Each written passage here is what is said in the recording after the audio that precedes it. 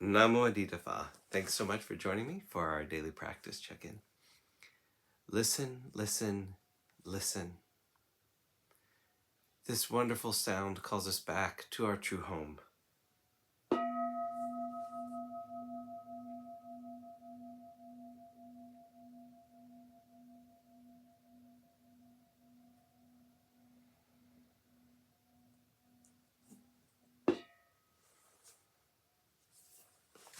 The first mindfulness training. Aware of the suffering caused by the destruction of life, I vow to cultivate compassion and learn ways to protect the lives of people, animals, plants, and minerals.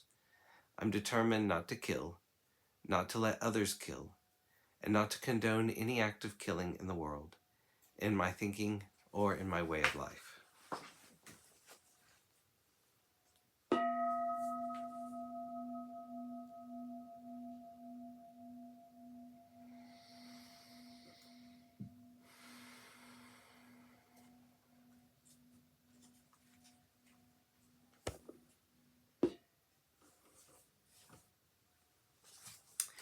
For our Dharma lesson, we've been reading More Than Mindfulness, Widening the Field of Practice by Monastics of the Thai Forest Sangha.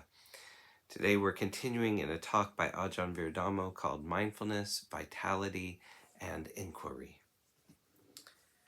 In religious language, we talk about revelation. We talk about vipassana insight, about seeing the way things really are. How does that insight arise? It doesn't arise from an ego state. It arises more from humility. How often have you struggled with something, then you give up and say, all right, what is it about? You're finally mindful. What is it really about? What does this really feel like now? Then there is a kind of humility and awareness. Ah, I see. That's how that works. Some of the neatest insights I have come about from really struggling in my hut. They've come from putting fierce disciplines on myself. Then from getting fed up with it all and oversleeping or losing myself in a novel, struggling and fighting it. Then giving up and saying, I wonder what it really feels like now.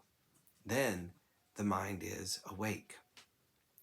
This is one of the curious processes you go through in the spiritual life. You try, and then you give up, and you notice the way things are. Trying is quite subtle. It's very profound. When I first entered the path, the only way I knew how to try was through ego. I had good intentions. I tried to get rid of my anger. I tried to do lots of loving kindness practices. I tried to be grateful. I tried to be content. I took up the whole storyline of being a monk.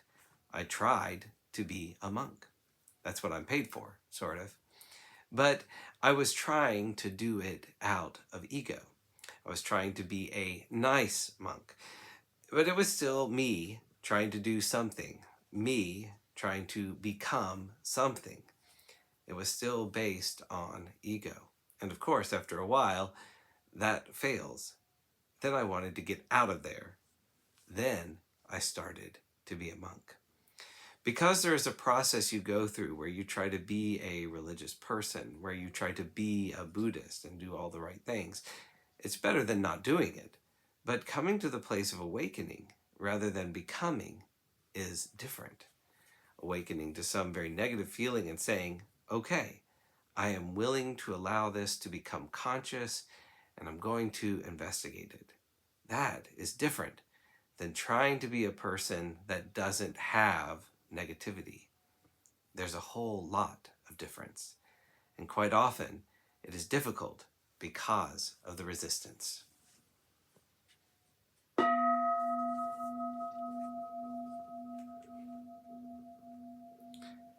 May all beings be well. May all beings be happy. May all beings be peaceful. Namo Phat. Thanks so much for joining me today.